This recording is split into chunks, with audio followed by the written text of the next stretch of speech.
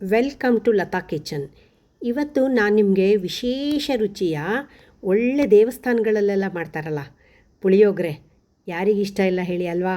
ಅದನ್ನು ನಿಮಗೆ ಮಾಡಿ ತೋರ್ಸೋಕ್ಕೆ ಬಂದಿದ್ದೀನಿ. ಇದರಲ್ಲಿ ಹುಳಿ, ಉಪ್ಪು, ಖಾರ, ಸಿಹಿ ಎಲ್ಲ ಇರೋದ್ರಿಂದ ನಾಲ್ಗೆಗೆ ಒಂದು ಒಳ್ಳೆ ಟೇಸ್ಟ್ ಕೊಡುತ್ತೆ. ತಿಂತಾಯಿದ್ರೆ ಆಹಾ ಅದ್ಭುತವಾಗಿರುತ್ತೆ, ಒಳ್ಳೆ ಮಜಾ ಕೊಡುತ್ತೆ. ಈ ವಿಶೇಷ ರುಚಿಯ ಪುಳಿಯೋಗರೆಗೆ ಗೊಜ್ಜು ಭಾಳ ಇಂಪಾರ್ಟೆಂಟ್ ಆಗುತ್ತೆ. ಆ ಗೊಜ್ಜಿಗೆ ಮಸಾಲ ಪೌಡರ್ ಇರುತ್ತಲ್ಲ, ಅದು ತುಂಬ ಇಂಪಾರ್ಟೆಂಟ್ ಆಗುತ್ತೆ. ಸೊ ಹಾಗಾಗಿ ನಾನೀಗ ನಿಮಗೆ ಫಸ್ಟು ಪುಡಿ ಹೇಗೆ ಮಾಡೋದು ಅಂತ ತೋರಿಸ್ತೀವಿ. ಆಮೇಲೆ ಗೊಜ್ಜು ಮಾಡಿ, ಆಮೇಲೆ ಒಗ್ಗರಣೆ ಮಾಡಿಕೊಂಡು ಎಲ್ಲ ಅನ್ನದ ಜೊತೆಗೆ ಮಿಕ್ಸ್ ಮಾಡಿದ್ದೀನಿ. ಈ ರುಚಿಕರವಾದದ್ದನ್ನು ಹೇಗೆ ಮಾಡೋದು ಅಂತ ನೋಡೋಣವಾ? ಈಗ ಫಸ್ಟು ಪುಡಿ ಮಾಡೋದು ನೋಡೋಣ. ಒಂದು ಬಟ್ಲು ಕೊತ್ತಂಬರಿ ಬೀಜಕ್ಕೆ ಸ್ವಲ್ಪ 1 ನಿಮಿಷ ಹುರ್ಕೋಬೇಕು ನಾವು. ನೋಡಿ, ಈ ಥರ ಬಿಸಿ ಆಗಿದೆ ಅಂತ ಅನಿಸುತ್ತಲ್ಲ, ಆವಾಗ ಇದಕ್ಕೆ 1/4 ಬಟ್ಲಷ್ಟು ಮೆಂತ್ಯ ಹಾಕಬೇಕು.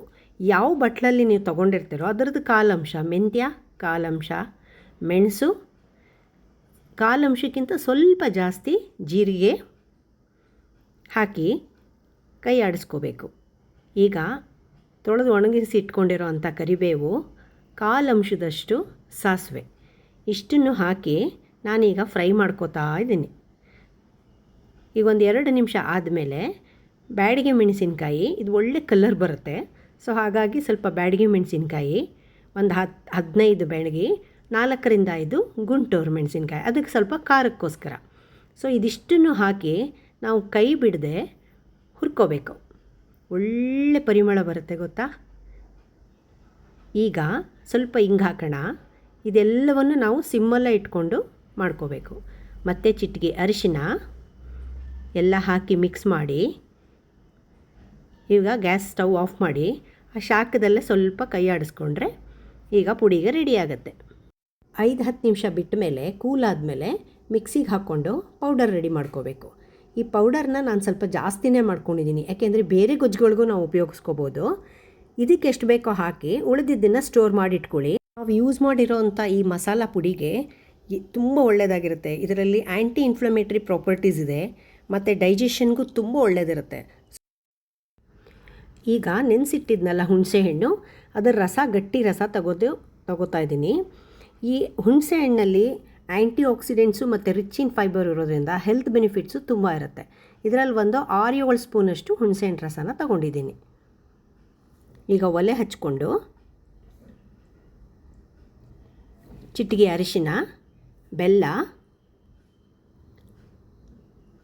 ಎಲ್ಲ ಹಾಕಿ ಮಿಕ್ಸ್ ಮಾಡ್ಕೋಬೇಕು. ಇದಕ್ಕೊಂದು ಸ್ವಲ್ಪ ಕರಿಬೇವನ್ನು ಆ್ಯಡ್ ಮಾಡ್ಕೋತಾ ಇದ್ದೀನಿ. ರೆಡಿ ಮಾಡಿ ಇಟ್ಕೊಂಡಿದ್ವಲ್ಲ ಪೌಡರು, ಮಸಾಲ ಪೌಡರು, ಅದನ್ನು 4 ಸ್ಪೂನ್ಸು ಹಾಕ್ತಾಯಿದ್ದೀನಿ ನಾನೀಗ.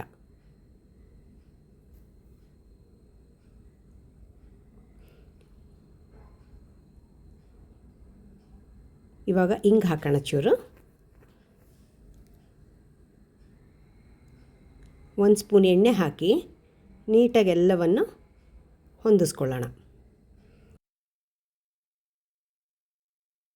ಕೈ ಆಡಿಸ್ಕೋತಾ ಇರಬೇಕು. ಸಣ್ಣ ಊರಿನಲ್ಲಿ ಮಿಕ್ಸ್ ಮಾಡಿಕೊಂಡಾಗ ಎಲ್ಲ ಹೊಂದ್ಬಿಟ್ಟು ಈ ಥರ ಎಣ್ಣೆ ಬಿಟ್ಕೋತಾ ಬರುತ್ತೆ. ಆಗ ಇನ್ನೊಂದು ಸ್ಪೂನ್ ಎಣ್ಣೆ ಹಾಕ್ಕೊಂಡ್ರೆ ಗೊಜ್ಜು ಒಳ್ಳೆ ಕಲರ್ ಬರುತ್ತೆ. ನೋಡಿ, ನಾ ಮತ್ತೆ ಯಾಕೆ ಮೇಲೆ ಎಣ್ಣೆ ಹಾಕಿದೆ ಅಂದರೆ ಬಾಣಲೆಗೆ ತಳ ಹಿಡಿಯಲ್ಲ, ನೀಟಾಗಿ ಎಲ್ಲ ಗೊಜ್ಜು ಹೊಂದ್ಕೊಳ್ಳುತ್ತೆ, ಮೇಲೆ ಬರುತ್ತೆ. ಈಗ ಈ ಥರ ಇದ್ದಾಗ ಇದು ರೆಡಿ ಇದೆ. ಇದನ್ನು ನಾವು ಸ್ಟೋರ್ ಮಾಡಿ ಇಟ್ಕೊಂಡ್ರೆ 6 ತಿಂಗಳಿದ್ರೂ ಚೆನ್ನಾಗಿರುತ್ತೆ. ಈಗ ಅನ್ನ ಉದ್ರಾಗೆ ರೆಡಿ ಮಾಡಿ ಇಟ್ಕೊಂಡು ಒಂದು ಪಾತ್ರೆಯಲ್ಲಿ ಹಾಕಿ ಇಟ್ಕೊಂಡಿದ್ದೀನಿ.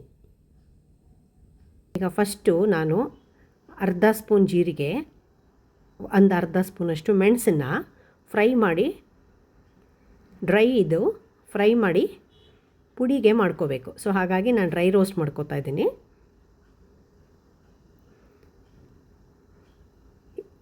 ಆಮೇಲೆ 2 ಸ್ಪೂನಷ್ಟು ಎಳ್ಳು, ನೈಲಾನ್ ಎಳ್ಳು ತೊಗೊಂಡಿದ್ದೀನಿ ನಾನು, ನೀವು ಯಾವ ಎಳ್ಳು ಬೇಕಾದ್ರೂ ತೊಗೋಬೋದು. ಇದನ್ನು ಅಷ್ಟೇ ಸ್ವಲ್ಪ ಚಟ್ಪಟ ಆದಮೇಲೆ ಎಲ್ಲವನ್ನು ಸೇರಿಸಿ ಕಲ್ಲಲ್ಲಿ ಸಣ್ಣದಾಗಿ ಕುಟ್ಕೋಬೇಕು. ಅಂದರೆ ಪುಡಿ ತುಂಬ ಆಗಬೇಕಂತ ಏನಿಲ್ಲ, ಬಾಯಿಗೆ ಇದು ಮೇಲೆ ಅನ್ನಕ್ಕೆ ಕಲಸೋವಾಗ ತುಂಬ ರುಚಿ ಕೊಡುತ್ತೆ. ದೇವಸ್ಥಾನಗಳಲ್ಲಿ ಇದೇ ಮೇಯ್ನು. 1.5 ಸ್ಪೂನ್ ಎಣ್ಣೆಗೆ ಸ್ವಲ್ಪ ಸಾಸಿವೆ, ಜೀರಿಗೆ, ಕಡಲೆಕಾಯಿ ಬೀಜ ನೀವು ಎಷ್ಟು ಹಾಕಿದ್ರೂ ಒಳ್ಳೆಯದು, ಇದರಲ್ಲಿ ರಿಚ್ ಇನ್ ಪ್ರೋಟೀನ್ ಇರುತ್ತೆ. ಬಟ್ ರುಚಿಗೆ ಎಷ್ಟು ಬೇಕೋ ಅಷ್ಟು ಹಾಕ್ಕೊಂಡು ಜಸ್ಟ್ ಫ್ರೈ ಮಾಡ್ಕೊಳ್ಳಿ. ಇದಕ್ಕೆ 2 ಮೆಣಸಿನಕಾಯಿ ಮತ್ತು ಉದ್ದಿನಬೇಳೆ ಮತ್ತು ಕ್ಯಾಶ್ಯೂ ಹಾಕಿದ್ದೀನಿ. ಕರಿಬೇವು ಸ್ವಲ್ಪ ಆ್ಯಡ್ ಮಾಡ್ಕೋಬೋದು, ಕ್ಯಾಶ್ಯೂ ನಿಮ್ಮ ಇಷ್ಟದಂಗೆ ಹಾಕೋಬೋದು. ಮತ್ತು ಮೇಲೆ ಹಿಂಗೆ ಹಾಕಿ ಅರಿಶಿನದ ಪುಡಿ ಎಲ್ಲ ಹಾಕಿ ಒಂದ್ಸಲಿ ಕೈ ಆಡಿಸಿ ಇದನ್ನು ಒಂದು ಬಟ್ಲಲ್ಲಿ ಎತ್ತಿಟ್ಕೊಳ್ಳೋಣ. ಈ ಹುರಿದಿರೋ ಒಗ್ಗರಣೆನ ಯಾಕೆ ಎತ್ತಿಟ್ಕೊಂಡೆ ಅಂದರೆ, ಅನ್ನದ ಮೇಲೆ ಗೊಜ್ಜು ಪುಡಿಗಳೆಲ್ಲ ಹಾಕಿ ಕಲಸಿ ಕೊನೆಯಲ್ಲಿ ಹಾಕಿದಾಗ ಇದು ಅವಾಗ ತುಂಬ ಹೊತ್ತು ಫ್ರೆಶ್ ಆಗಿ ಹಾಗೇ ಇರುತ್ತೆ. ನೀವೆಲ್ಲರೂ ಲಾಂಗ್ ಜರ್ನಿಗೆ ಹೋಗ್ತೀವಿ ಅಂದಾಗ ಈ ಥರ ಪ್ರೊಸೀಜರಲ್ಲಿ ಅಥವಾ ಲಂಚ್ ಬಾಕ್ಸಿಗೆ ಮಾಡ್ಕೊಂಡಾಗ ನೀವು ಎಷ್ಟೊತ್ತಿಟ್ರೂ ಪುಳಿಯೋಗರೆ ತುಂಬ ಹಾಗೆ ಫ್ರೆಶ್ ಆಗಿರುತ್ತೆ. ಈಗ ನಾವು ರೆಡಿ ಮಾಡ್ಕೊಂಡಿದ್ವಲ್ಲ ಗೊಜ್ಜು, ಅದನ್ನು ಅನ್ನಕ್ಕೆ ಹಾಕಿ ಮಿಕ್ಸ್ ಮಾಡ್ಕೋಬೇಕು ನಿಧಾನಕ್ಕೆ. ಒಲೆ ಆಫ್ ಮಾಡ್ಕೊಂಬಿಟ್ಟು ನಿಧಾನ ಮಿಕ್ಸ್ ಮಾಡ್ಕೊಂಡಾಗ ಉದುರಾಗಿ ಹಾಗೇ ಬರುತ್ತೆ ಪುಳಿಯೋಗರೆ. ನಮ್ಗೆ ಎಷ್ಟು ಗೊಜ್ಜು ಬೇಕು ನೋಡಿಕೊಂಡು ಅನ್ನಕ್ಕೆ ತಕ್ಕನಾಗಿ ಆ್ಯಡ್ ಮಾಡ್ಕೋಬೇಕು ಗೊಜ್ಜನ್ನು. ಸ್ವಲ್ಪ ಚೆನ್ನಾಗೆ ಕೈ ಆಡಿಸ್ಕೊಂಡಾಗೆ ಈಗ ಒಂಚೂರು ಉಳಿದಿದ್ದಲ್ಲ ಆ ಅನ್ನನೂ ಹಾಕ್ತಾಯಿದ್ದೀನಿ.